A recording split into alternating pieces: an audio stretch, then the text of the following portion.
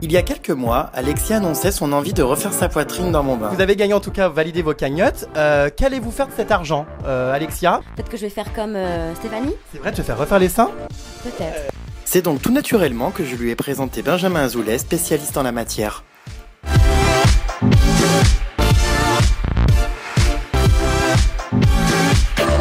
J'ai toujours été un peu complexée, j'ai jamais eu de sein. Donc voilà, j'avais envie de le faire depuis des années. Donc maintenant que voilà, je suis sortie de Secret Story, c'est sûr que je me lance. J'ai décidé de l'accompagner tout au long de son opération afin de vous proposer un documentaire inédit. Vous allez pouvoir suivre Alexia du début de son opération jusqu'à sa sortie de la clinique.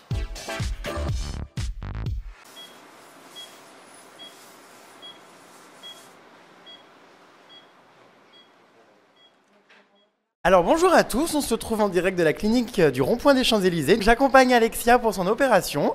Comment tu te sens à quelques minutes de passer sur le billard? Je suis stressée, j'ai peur. J'ai peur. Tout va bien se passer, de toute façon c'est assez rapide. Oui, ça va bien se passer, tout, je touche du bois. Mais oui, après c'est une opération, donc je suis stressée, mais j'ai hâte. Bon. Alors apparemment, tu aurais pris en photo tes anciens seins en souvenir du temps perdu. Exactement. Hier soir dans la salle de bain, je me suis dit, allez, une petite photo, vu que je vais plus jamais les voir, un souvenir quoi. J'espère que ce sera comme je l'imagine et que voilà, après je pense que je serai contente parce que voilà, il m'a montré quand même des photos de son travail, donc je stresse pas sur ça. Mais j'ai hâte de voir le résultat. Bon, en tout cas, la Vermine n'est pas maquillée. Elle a les cheveux qui puent la bétadine. C'est quoi ce délire? Non, je suis dégoûtée. T'as vu ma tête là? Je me suis lavé les cheveux avec de la bétadine. J'ai les cheveux, on dirait de la paille. C'est ignoble. Vivement que je rentre, que je puisse me doucher. Enfin, je pense pas que je pourrais encore me laver les cheveux vu que je pourrais pas lever les bras. Oui, voilà. Bon, en tout cas, voilà, moi je vais assister à l'opération, donc j'espère ne pas tomber dans les pommes parce que Dieu sait que ça risque d'être sanglant. Mais tout va bien se passer et t'inquiète pas, c'est une nouvelle vie. Ouais. Il est 7h30. Alexia se rend dans sa chambre afin de s'installer en attendant le chirurgien. Oh la culotte, on dirait un parachute. Tu vas mettre ça? Mais touche pas les microbes. Ah, c'est stérile. Oui, touche pas là-bas. Je me suis lavé les mains, Vermine. Bonjour. Ça va? C'est bien et vous? Ça va bien? Ça va. Bon. Alors.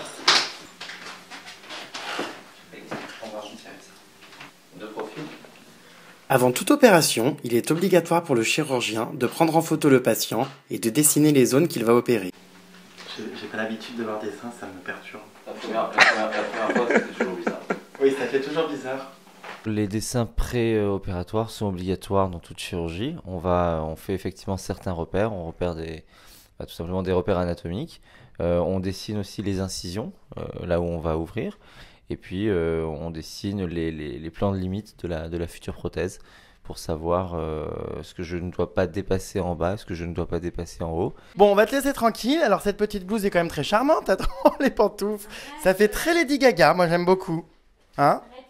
Très classe, regarde, viens, n'aie pas peur. On aime beaucoup ces petites pantoufles très swag. T'es à poil de regard. Elle a le cul à l'air. Bon allez, je te laisse tranquille et puis tout à l'heure en salle d'opération. Ciao.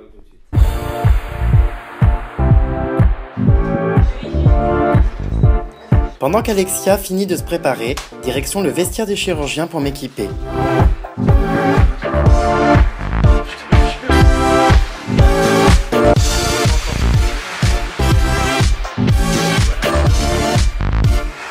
Et puis ensuite, je serai un véritable chirurgien de Grey's Anatomy. Tel un diplômé de médecine, j'enfile ma tenue et je suis quasi prêt à opérer moi-même.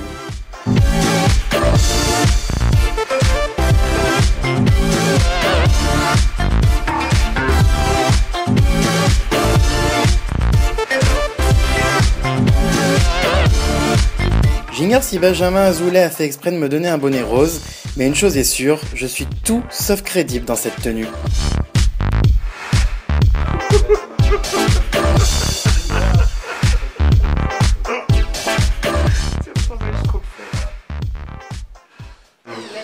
Gay Pride avec un soupçon de Fashion Week. Voilà, c'est très spécial. Ouais. Vous avez saisi, j'ai le droit à l'essayer. Il ne manque plus que le masque et c'est parti pour le bloc opératoire. Et tu fais passer soit dessus, soit sous tes oreilles. Faut que ça tienne. Tu serres un nœud. Voilà, non, j'y arrive pas, il va falloir que tu m'aides, Benjamin. C'est hyper compliqué, votre truc, hein. Très très compliqué, il faut au moins 12 ans d'études pour arriver à Ah ouais, moi, j'y comprends que dalle.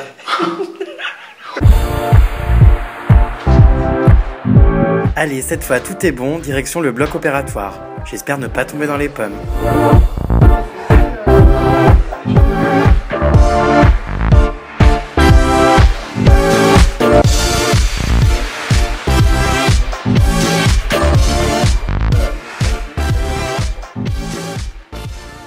Donc là, tu opères ici. Voilà, on va opérer ici. Ça, c'est tout ce qui sert à l'anesthésie pour endormir le patient. Là, ça sera la table, ça, c'est tout le matériel qui va être prêt. Et donc, dans 10 minutes, quand on aura enfilé les casaques, à ce moment-là, vous devrez rester, quoi qu'il arrive, à peu près 1,50 m de nous. Parce que ça sera notre domaine et c'est une asepsie totale. Donc, on peut communiquer, mais vous pouvez plus approcher de nous. Et en cas de malaise, si je tombe dans les pommes, ça se passe comment? Alors en cas de malaise, ça arrive, c'est quelqu'un qui va au bloc pour la première fois, ça arrive très fréquemment de faire un petit malaise. Donc si ça arrive, faut juste le dire, je me sens pas très bien, j'ai la tête qui tourne. Donc on arrête, moi j'arrête pas d'opérer, hein, mais vous, l'infirmière a l'habitude, elle va t'allonger par terre et elle va te mettre les jambes en l'air. Et ça passe. C'est charmant. Et ça passe en quelques minutes. Donc à mon avis, je suis sûr que tes fans adoreraient voir ça, mais...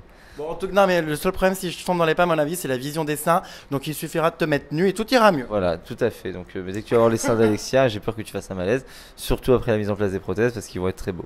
Donc voilà, je me trouve dans ma salle d'opération avec ma muselière et je m'apprête à accueillir Alexia qui arrive. Oh, on dirait une grand-mère. Tout va bien se passer, cher ami? Oui, c'est bon. Ça va? Arrête, Ça sent j'ai bien peur. Oui.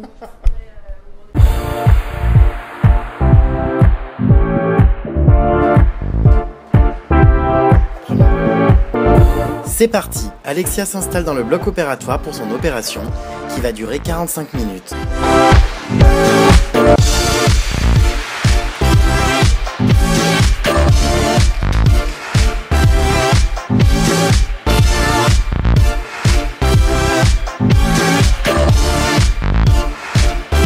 Après avoir été endormi par l'anesthésiste, on lui applique de la bétadine et l'opération peut enfin débuter.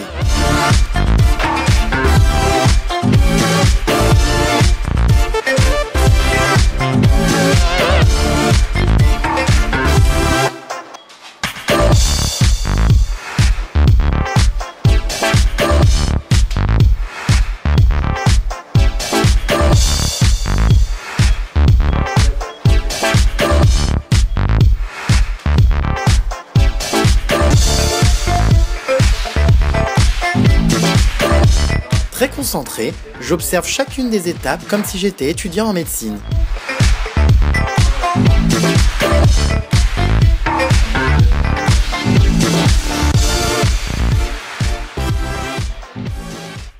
Donc me voici en direct du bloc opératoire avec Alexia. Donc là ils sont en train d'injecter, alors je sais pas trop quoi, j'ai pas tout compris, mais de l'adrénaline, voilà, pour que ça saigne moins. Et puis bon, pour l'instant ça va, je tiens plutôt le choc, hein, c'est pas si choquant, je ne suis pas encore tombé dans les pommes, voilà. Et en faisant ça, en fait, pendant toute l'opération, il n'y aura presque aucun saignement.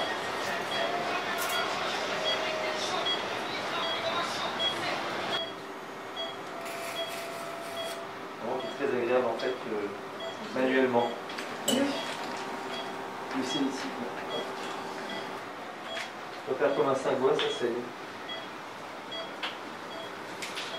Bizarrement, c'est vrai que ça saigne pas trop, j'ai vu aucune goutte de sang pour l'instant.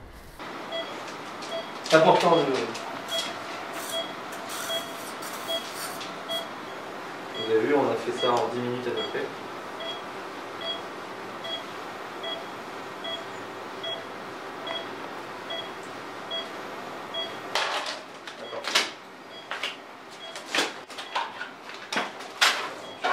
Voilà la prothèse de verre. Après avoir incisé les seins d'Alexia par les tétons, le chirurgien va pouvoir insérer les prothèses mammaires.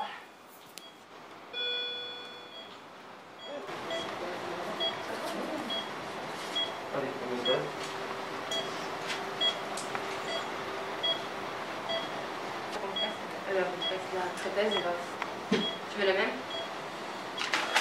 Oh, mais c'est énorme quand même ces trucs à mettre. Mais ça se sent pas.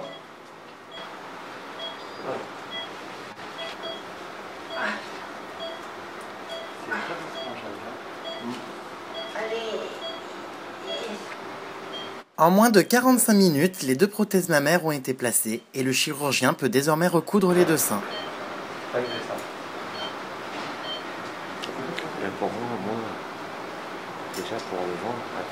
Donc là, on va découvrir le résultat final, à savoir donc, eh bien, les nouveaux seins. Petite bonnet D. Voilà. Donc là, elle passe de combien à combien? Elle passe d'un bonnet B à un bonnet D. Alors, comment s'est passée cette opération, Benjamin? Bah écoute, ça s'est très très bien passé. On a fait voilà, 45 minutes d'opération environ. On a mis les prothèses prévues, je lui ai mis des 350. Et ça donne un résultat vraiment très joli et assez naturel. Je pense qu'elle va être très très très contente. Bon, bizarrement, ça n'a pas trop saigné, voire même pas du tout. Non, la chirurgie de prothèse, c'est une chirurgie qui est très peu hémorragique. J'ai infiltré avant l'opération avec de l'adrénaline dans les seins pour diminuer un petit peu les saignements. Alors la prothèse a été placée par le téton, enfin on a fait un trou dans le téton, on a placé. Certains chirurgiens font par dessous. Comment on choisit en fait de faire soit par le téton, soit sous le muscle, c'est ça? Il y a 3 façons de rentrer une prothèse, soit par le téton, soit par les selles, soit par en dessous. C'est très chirurgien dépendant et c'est très anatomique dépendant, donc chaque chirurgien a ses habitudes.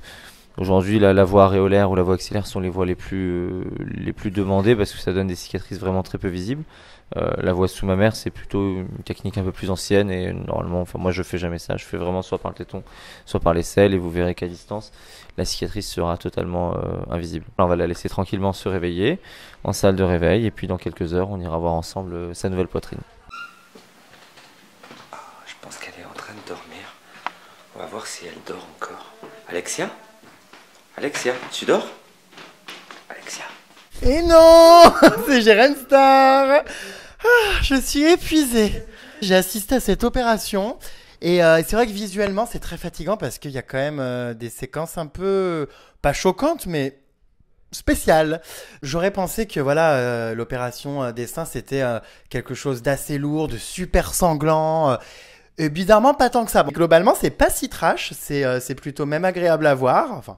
Peut-être pas non plus, mais voilà, c'est pas si trash. Et j'ai vu, ouais, peut-être 2 gouttes de sang, quoi. Très très peu de sang.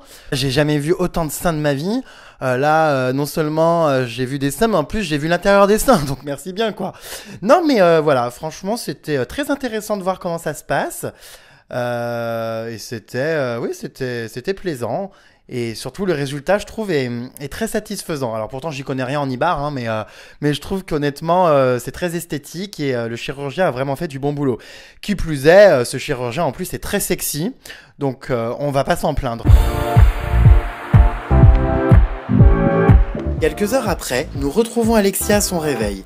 Le chirurgien vient vérifier que tout se passe bien et Alexia commence à ressentir ses premières douleurs.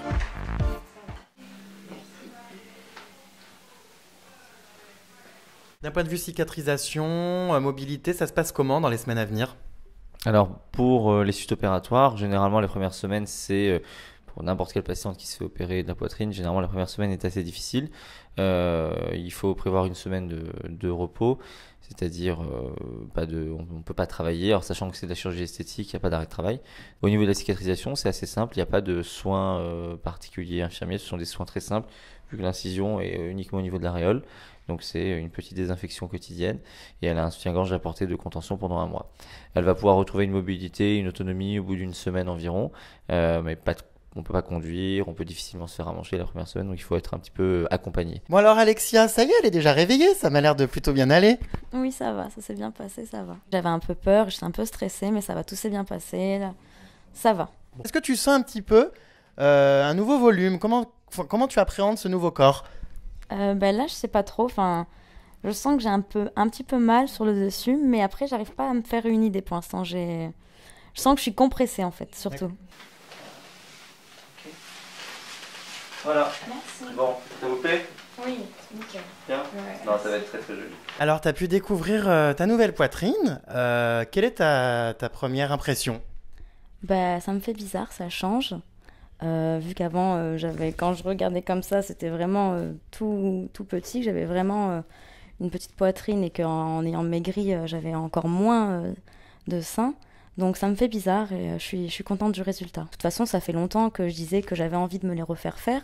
Donc c'est vrai que pour moi, c'est un changement, c'est une manière de se sentir un peu mieux dans son corps. Et puis, donc voilà, c'est toujours un plus dans sa vie. Et puis voilà, quand on s'habille, qu'on met des jolies robes, sans soutien-gorge, tout ça, moi, je pouvais pas le faire parce que voilà, c'était moche. Donc voilà, c'est un petit plus et c'est un moyen d'être un peu mieux dans sa tête. Donc c'est bien, quoi.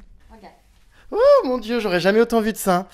Bah écoute, non, c'est vrai que ça change, hein. Ça change. Bon là, ils sont encore un peu gonflés. Il a dû t'expliquer, le chirurgien, que ça va un peu dégonfler. Oui, il m'a expliqué que ça allait dégonfler, qu'au bout d'1 mois, ça allait déjà dégonfler. C'est qu'à partir de 3 mois que j'allais avoir les seins normaux. Alors que tu sais, depuis quelques heures, il y a pas mal de critiques, forcément. Voilà, ça parle, ça crée la polémique. Beaucoup de gens me reprochent d'avoir un petit peu envahi le bloc opératoire pour suivre tout ça et pensent que tu en fais un peu trop autour de ton opération, que tu as voulu faire filmer tout ça. Alors, est-ce que tu peux nous expliquer réellement quel était ton but premier? Ben, moi, personnellement, je cherche pas à faire de buzz parce que voilà, c'est un moyen un peu, on va dire, éducatif. Enfin, c'est une manière de faire découvrir aux filles qu'est-ce que c'est que cette chirurgie, comment ça se déroule pour des filles qui ne sont pas au courant et qui osent pas se renseigner. C'est toujours plaisant d'avoir en vidéo vraiment le déroulement d'une opération. J'ai lu aussi quelques critiques qui disent que voilà, les gamines de 10, 11 ans, 12 ans se servent de moi comme modèle et en voyant ça, ça donne peut-être envie de faire des bêtises. Mais bon, je pense que les petites qui ont 10, 13 ans ne sont pas censées être sur Internet déjà, sur Twitter, tout ça, aussitôt. Donc moi, voilà, je ne veux pas faire de buzz. En aucun cas, la chirurgie esthétique doit être faite sur un coup de tête comme ça. Il faut vraiment bien y réfléchir parce que voilà, c'est quand même une opération malgré tout. C'est peut-être pas une opération lourde, mais c'est une opération avec une anesthésie générale. Il faut vraiment réfléchir avant de se lancer et faire tout ça parce que c'est quand même quelque chose d'important dans une vie. Donc faut vraiment bien y réfléchir et j'encourage pas les filles à faire ça sur un coup de tête. C'est sûr que dès que c'est une fille de télé-réalité qui fait cette opération, on en fait des montagnes parce que ça se dit toutes les filles de la télé-réalité passent par là. Mais bon, je pense que toutes les filles qui sont complexées, si les filles avaient les moyens de se faire la poitrine, elles le feraient. Donc faut arrêter de critiquer sans arrêt parce que ça devient lourd. Mais bon, après, c'est un choix personnel, c'est ma vie personnelle. J'ai rien à leur devoir à ces personnes qui critiquent.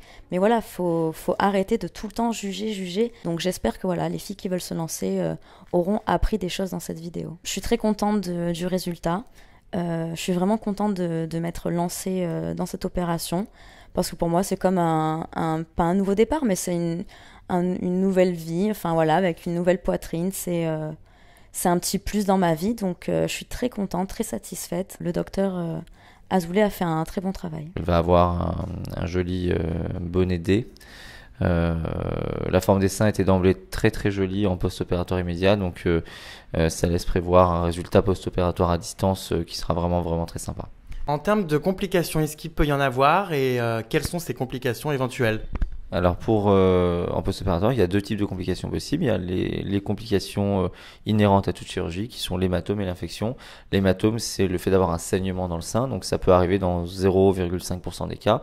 Et donc j'ai prévenu Alexia que si demain, après-demain ou dans les jours à venir, elle se réveillait avec un sein qui faisait le double de l'autre, eh bien il faut m'appeler. Et dans ce cas-là, ça peut nécessiter une reprise au bloc opératoire. Et le risque infectieux est vraiment très faible, il est de l'ordre de 0,01, c'est vraiment faible. Mais c'est pas 0, donc si elle fait une désinfection quotidienne normale, le risque est quasiment nul. Voilà, ce sont les 2 risques précoces de toute chirurgie par prothèse mammaire. Bon très bien, la question que tout le monde se pose, combien a coûté cette chirurgie? Eh bien la chirurgie lui a coûté 4 500 €, qui est le prix normal de prothèse mammaire à Paris, qui comprend mes honoraires, ceux de l'anesthésiste, les frais de bloc, la clinique, les prothèses, ainsi que le suivi post-opératoire pendant 1 an.